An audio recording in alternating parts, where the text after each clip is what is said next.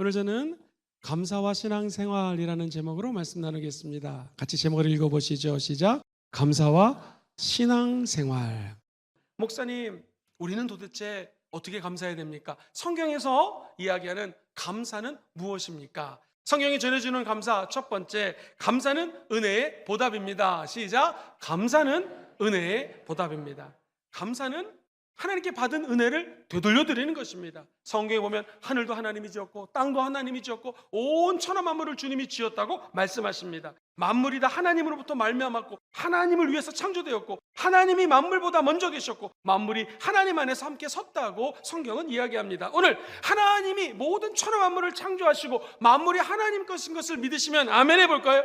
그러면 그 하나님께 우리가 받았던 것은 되돌릴 수밖에 없는 존재가 우리라는 것입니다. 감사가 우리 존재의 이유라는 것이죠. 신명기서는 이야기합니다. 그 위에 만물은 본래 하나님 야훼께 속한 것이었습니다. 그런데 하나님이 저와 여러분들을 사랑해서 우리 주를 만민 중에 불러서 택했다라는 것이죠. 택함을 받은 자들이 하나님께 돌려드릴 수 있는 것이 아무것도 없어서 감사만 돌려드릴 수 있기 때문에 받은 은혜에 감사하는 리액션, 이 반응이 바로 감사라는 것입니다. 감사는 받은 은혜를 주님께 그냥 되돌려드리는 것이죠. 이사야 12장 2절로 4절에 보니 보라 하나님은 나의 구원이시라 내가 신뢰하고 나는 두려움이 없으리니 주 야훼는 나의 힘이시며 나의 노래시며 나의 구원이시라. 저와 여러분들이 해야 될 것은 무엇입니까? 기쁨으로 구원의 운물물에서 물을 기르리라. 오늘 성령의 생수를 이 예배당에 와서도 다 길러가시기를 주의 이름으로 축원드립니다. 그리고 우리가 말할 것은 야훼께 감사하라, 야훼께 감사하라, 야훼께 감사하라. 그의 이름을 부르며 그 행하심을 만국 중에 선포하며 그의 이름을 높다 하라. 감사는 받은 은혜를 주님께 보답으로 올려드리는 것입니다. 그럼 목사님, 성경에서 얘기하는 감사를 표현하는 방식은, 감사는 어떻게 해야 되겠습니까? 감사 방식은 같이 해보실까요? 무조건 감사, 한평생 감사입니다. 세상 사람들이 감사하는 거 보면 무언가 좋은 일이 일어날 때 감사합니다. 우리 아들이, 우리 딸이 좋은 데 들어갔습니다. 무슨 좋은 이유가 있습니다. 아파트를 10평에 살다가 20평으로 옮겨갔습니다. 그런데 감사한 일이 없어지면 세상 사람들은 불평하기 시작합니다. 감사가 늘 조건부 감사입니다. 예수 믿는 사람들은 이런 조건하고 상관없이 감사를 한다는 것입니다. 왜냐하면 하나님께서 이 조건하고 상관없이 우리 미래를 감사하는 자에게 구원을 예배해 주셨기 때문이고요.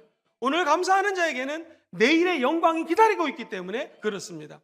지금 힘들고 어려운 일이 있어도 감사할 때 우리는 이 감사를 극복할 수 있는 초월적인 힘을 하나님으로부터 공급받는 것이죠.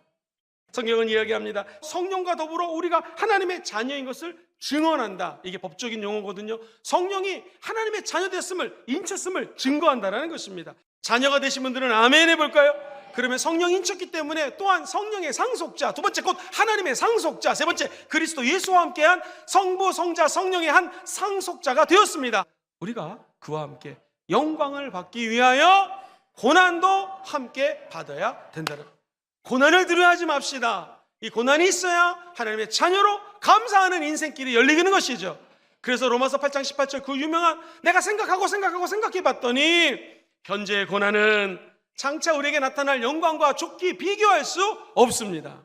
대부분의 영어 성경은 지금 고난과 장래 다가올 영광이 비교할 가치가 없다. 왜냐하면 하늘의 영광이 너무나 크기 때문에 예수 믿고 구원받아 과거적인 구원에 만족하는 것이 아닙니다. 지금 현재 성화, 예수를 닮아가는 것을 감사하고 눈물과 고통과 아픔이 있지만 처절한 고통 가운데서도 감사할 때 하나님의 영원한 미래가 기다리고 있다는 것이죠. 저 미래를 향하여 하나님과 손을 잡고 고통 가운데서도 장차 다가올 천국의 영화, 하나님의 영광을 바라보며 달려가는 것이 예수 믿는 사람이라는 거예요. 그래서 따라해봅시다. 나는 무조건 감사합니다. 무조건 감사하는 것. 두 번째, 한평생 감사. 시작. 한평생 감사. 여러분, 하나님의 인자하심과 선하심과 능력과 사랑이 영원한 거 믿으십니까? 시편 130편 6편에 보면 야훼께 감사하라 그는 선하시며 그 인자하심이 영원합니다. 이게 26번이나 나옵니다. 하나님은 선하시고 그 인자하심이 영원합니다. 하나님이 영원하시기 때문에 우리 인간은 영원하지가 않습니다. 제한적인 삶을 제한적인 공간에서 제한적인 시간 속에 살아가는 게 우리 인생이죠. 그러나 80년이 됐던 90년이 됐던 100년 살다가 다 죽습니다. 그래서 우리가 죽는 그 순간까지 한평생 감사. 시작. 한평생 감사. 성경에 보니 우리가 주목하는 것은 보이는 것이 아니라 보이지 않는 것이요, 보이는 것은 잠깐이요, 보이지 않는 것은 영원합니다. 그래서 한평생 감사라는 것은 죽을 때까지 감사지만 죽고 난 다음에도 감사가 펼쳐진다는 거예요. 왜? 우리 예수님은 어제나 오늘이나 영원토록 똑같습니다. 동일하십니다. 주님은 알파요 오메가십니다. 우리 예수님은 처음과 나중이십니다. 우리 주님은 이전에도 있었고 지금도 계십니다. 앞으로도 오실 분이십니다. 예수님은 전능한 분이십니다. 믿으십니까? 그 전능하신 하나님이 주신 생명의 길로 걷는 것이 우리 예수 믿는 사람들입니다. 그렇다면 매일매일 감사할 수 있는 것이죠. 진짜 감사는 한평생 감사, 무조건 감사, 이 감사가 넘쳐서 다른 사람들에게까지 전해지는 것이 감사라는 것입니다. 감사는 절대로 주어지는 것이 아닙니다. 감사는 발견하고 찾아내는 것입니다. 감사는 쥐어짜는 것입니다. 설교를 준비하면서 갑자기 내가 한번 감사의 달인이 되었으면 좋겠다. 우리 성도님들이 다른 성도님들과 비교할 때 성령 충만한 감사 달인 되기. 시작. 감사 달인 되기. 어떻게 하면 우리가 감사의 달인이 될 수 있을까요? 사랑하는 성도님들, 이 다윗이라고 하는 인물이 보통 인물이 아닙니다. 갑자기 하나님이 나타나서 언약을 줍니다. 다윗아, 내가 너를 통하여 영원한 왕국을 약속한다. 이 말은 너의 자손 대대로 왕이 될 것이고 메시아가 온다는 약속입니다. 엄청난 거예요. 보통 사람 같았으면 어땠을까? 아마 부족한 저 같았으면, 그렇죠 하나님, 제가 골리앗과 싸워서 이겼습니다. 물맷돌 가지고 이겼습니다. 여러분, 역사상으로 가장 부국한 나라, 부자인 나라는 지금 미국이나 러시아나 중국 아닙니다. 이 다윗이 일했던 그 이스라엘 때가 제일 부자였습니다.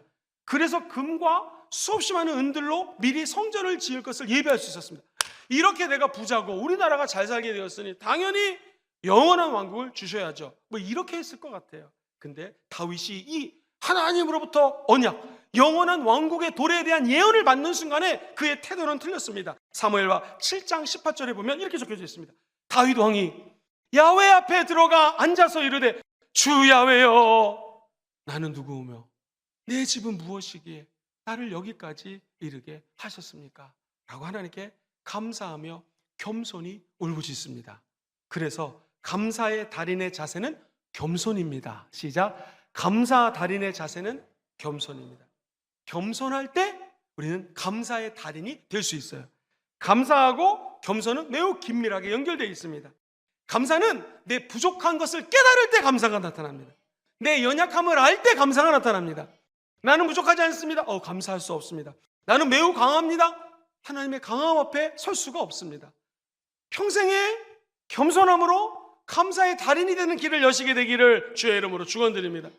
두 번째, 감사 달인은 어떤 축복을 받을까요? 시작. 감사 달인은 더 큰 믿음과 더 큰 감사 안에 살아가게 됩니다. 나를 능하게 하신 그리스도 예수, 주께 내가 감사하는 이유는 나를 충성되이 여겨서 내게 직분을 맡기셨다. 저 여러분들이 직분을 감당하고 있습니까? 하나님의 은혜입니다. 우리를 충성되이 여겨주셨다라는 것입니다. 충성 충자는 가운데 중자에다가 마음 심자를 줍니다. 다시 말해서 충성이라고 하는 것은 내 마음의 중심이 예수 그리스도의 십자가를 향하는 것입니다. 여러분, 감사하는 비결은요, 감사합니다, 감사, 이렇게 할 때 잘 안 나올 때가 있습니다. 그때 한번 따라해볼까요? 예수님 감사합니다. 더 중요한 건 예수님 사랑합니다. 예수님 사랑합니다. 감사는요, 사랑하고 끈적끈적하게 연결이 돼 있어요. 그래서 감사가 안 나올 때는 예수님 사랑합니다. 부족한 제가 하나님께 고백하는 것, 주님 사랑합니다, 사랑합니다 할 때 우리 마음 문이 열리게 되고 감사가 솟아오르게 될 것입니다. 그러므로 감사도 결국 사람의 힘으로 할 수 없더라고요. 성령님이 도와주셔야지 감사할 수 있어요. 성령님이 은혜 부어주시고 하나님의 사랑이 넘칠 때 우리는 감사하는 인생으로 변화가 될 줄 믿습니다. 사람은 그 당시만 봅니다. 하나님은 끝을 알고 계십니다. 사람은 눈에 보이는 것밖에 못 봅니다. 근데 우리 주님은 보이지 않는 것을 보고 계십니다. 그러므로 우리가 드리는 감사나 예배는 매우 제한적이에요. 근데 이에 하나님을 영화롭게 하면 하나님 놀라운 미래를 보여줄 수가 있는 것입니다. 안 될 때, 힘들 때 감사하면 더 좋은 일이 일어나게 되고요, 감사 달인이 되기라고 훈련하고 노력하면 더 큰 믿음 안에 살게 되고요, 더 큰 감사가 우리 인생에 펼쳐지게 될 줄 믿습니다. 감사는 꼭 필요합니다.